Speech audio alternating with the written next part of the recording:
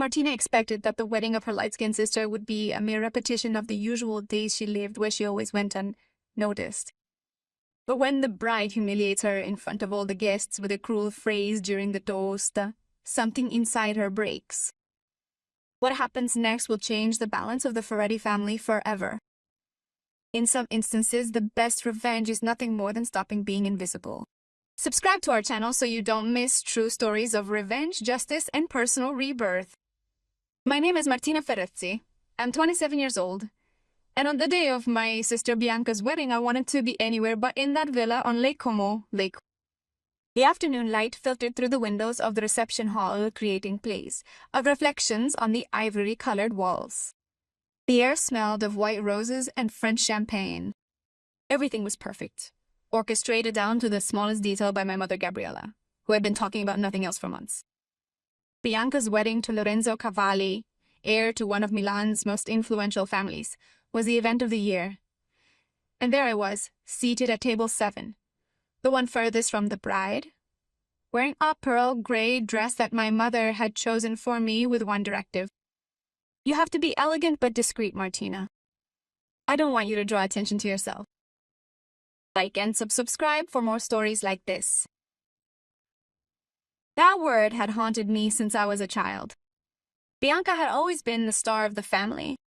Natural blonde hair, blue eyes, 5'7" of genetic perfection. I was the other one. Ordinary brown hair, hazel eyes, 5'4" of mediocrity by my mother's standards. Bianca had studied fashion in Paris. I studied pharmaceutical chemistry in Bologna. And she posted photos on Instagram with thousands of likes.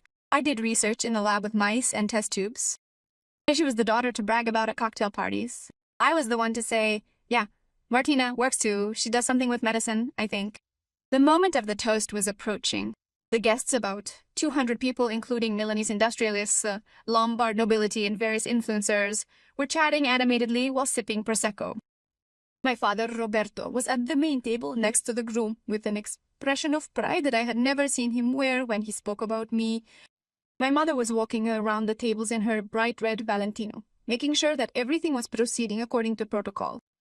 Glowing and radiant in her Vera wine gown, which cost a whopping Okuros 30,000 euros, Bianca sported a cascade of soft curls and a truly perfect smile on her lips. Lorenzo was looking at her in ecstasy, as he had looked at everyone since they were engaged. They were the ideal couple, beautiful, wealthy, destined to be talked about in the glossy pages of Vanity Fair and Vogue. Wearing an elegant suit, the wedding coordinator, a man in his 50s carrying a wireless microphone, delicately tapped the crystal glass. Ladies and gentlemen, it was time for the toasts. We will start with the father of the bride, Mr. Roberto Ferretti. My father stood up, adjusting his Hermes tie. He spoke about Bianca in that voice full of emotion that made everyone's eyes light up. He described how she dreamed of being a princess as a little girl, of how he always had a feeling she would accomplish great things, and of the enormous pride he had in her. He didn't mention me, not even a single word. We are proud of our daughters, only Bianca. Always, and only Bianca. Then it was the groom's mother's turn, then a witness, then a friend of the bride who cried as she spoke of their 20-year friendship. I drank water, just to do something with my hands. And then it was Bianca's turn. She stood up gracefully, took the microphone with one hand, while holding Lorenzo's with the other. Her smile was dazzling. The room fell silent as a sign of respect. Thank you all for being here today, she began, in that melodious voice of hers that always seemed to have come out of a movie.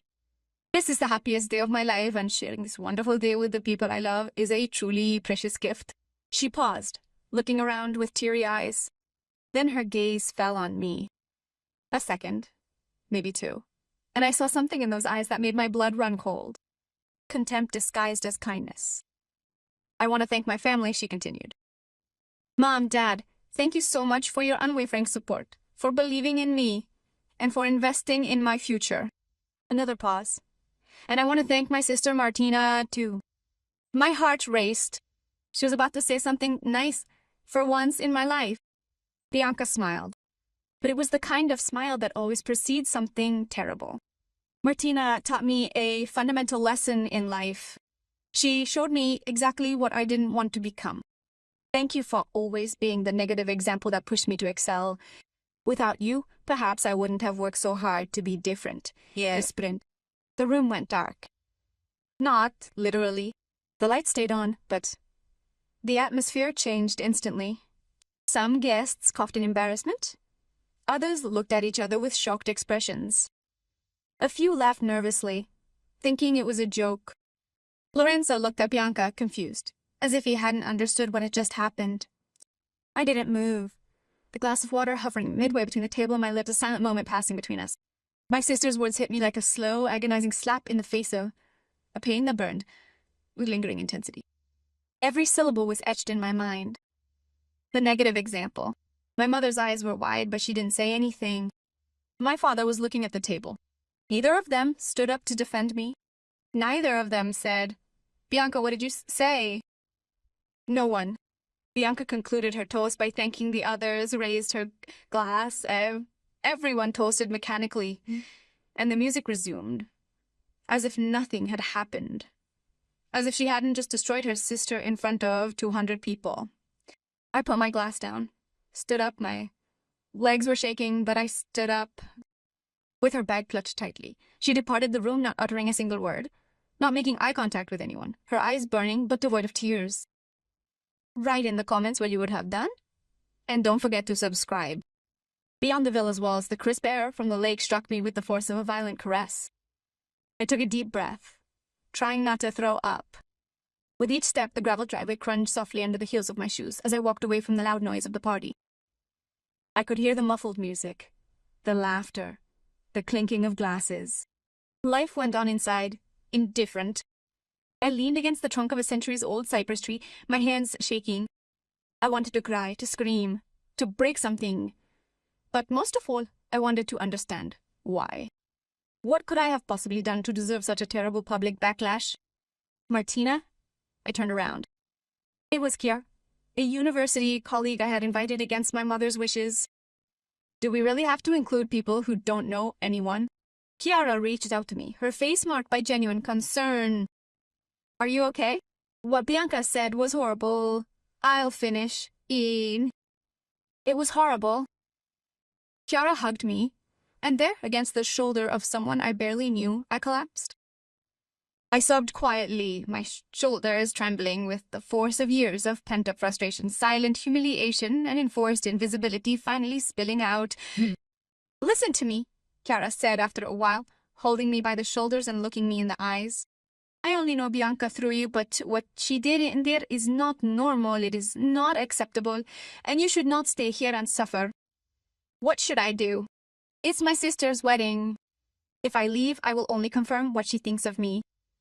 Or will you prove that you have dignity? Kiara retorted. Martina, you are a brilliant researcher. You published 2 papers in international journals last year. You contributed to a project that could revolutionize diabetes care. And what did you do? Marry a rich man and post photos on Instagram? Kiara's words shook me. She was right. Over the last 10 years, I had spent my time constantly trying to gain the approval of individuals who would never have truly understood me.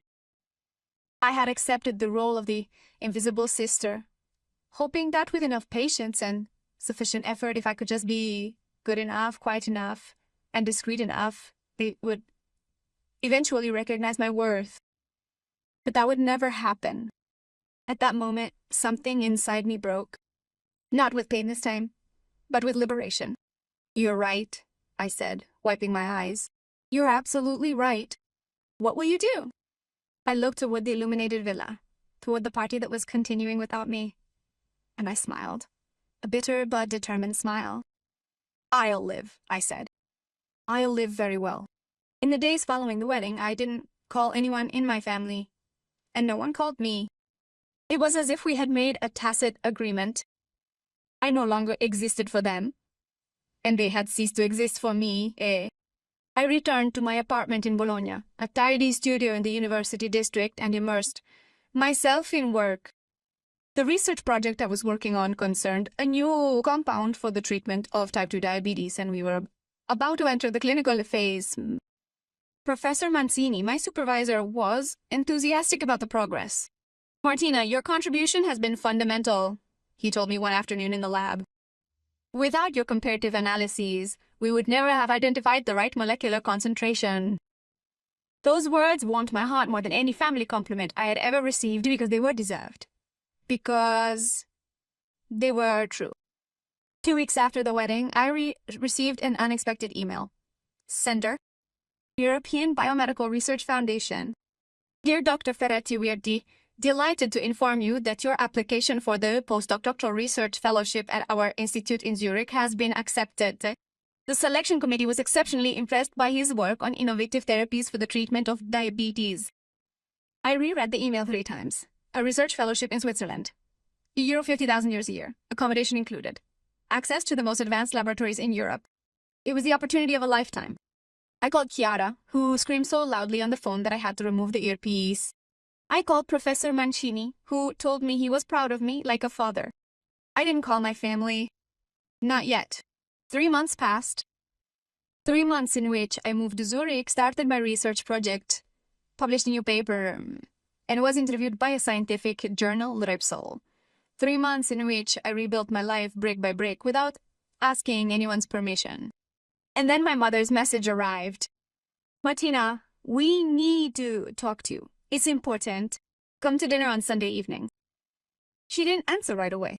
I stared at that message for hours, wondering what could be so important after months of total silence. Then, driven by a morbid curiosity or perhaps by the need to definitively close a chapter, I accepted. Okay, I'll be there. My parents' house in Milan and our Nuovo Villa in the Porta Venezia area welcomed me with its cold elegance. The well-kept garden, the renovated facade, the antique furniture, everything spoke of wealth and appearance.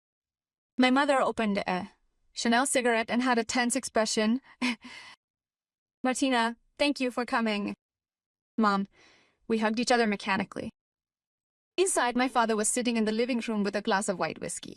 She was there on the couch with an expression I couldn't read. Lorenzo wasn't there. Sit down, my father said, pointing to an armchair. I sat down, my back straight, my hands in my lap. Wait. Bianca spoke first.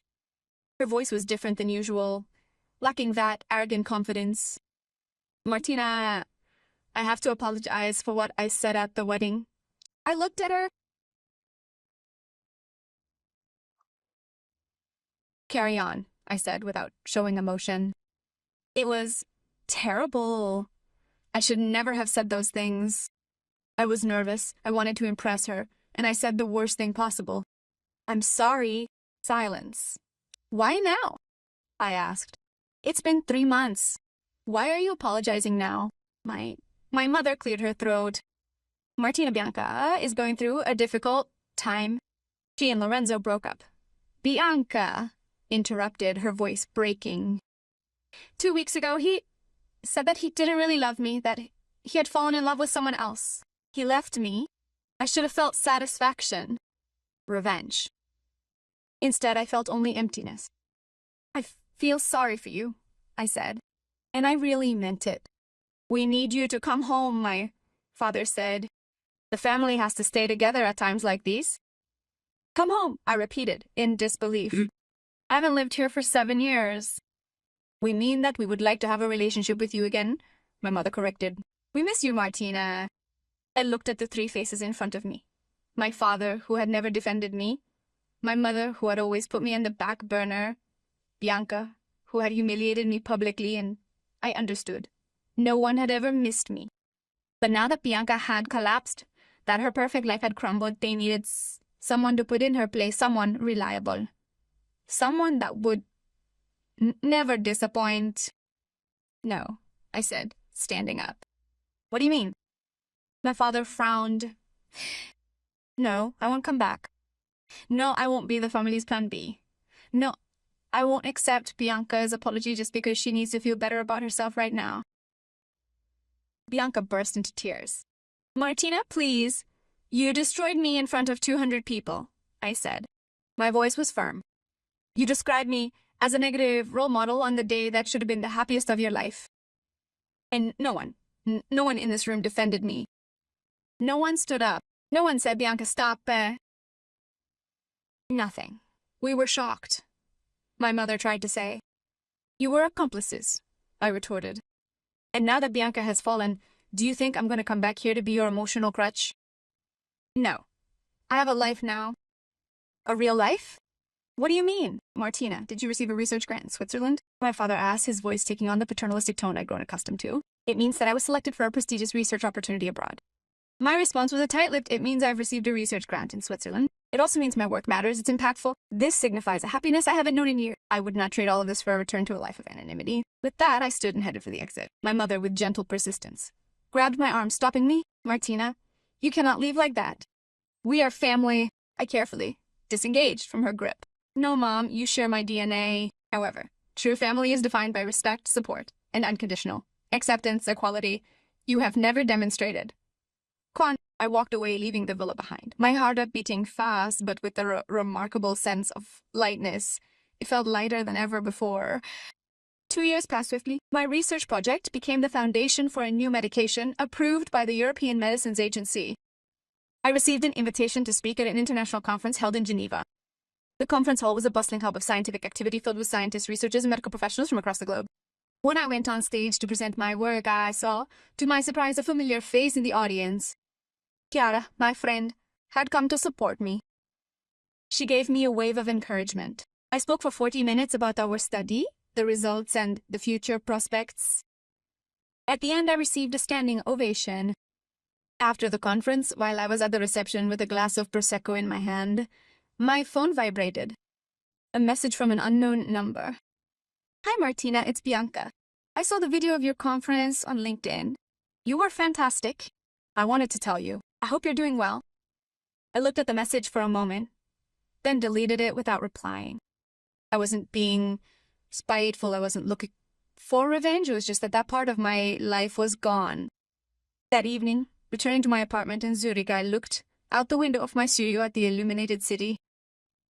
I thought of that girl who, 2 years earlier, had left a villa on Lake Como with a broken heart, convinced that she was worthless. And I smiled because sometimes the best revenge is not to destroy the person who wronged you. Bad. Is building a life so beautiful that they can't even imagine. Subscribe for more stories of rebirth and courage. And write in the comments if you would have forgiven Bianca.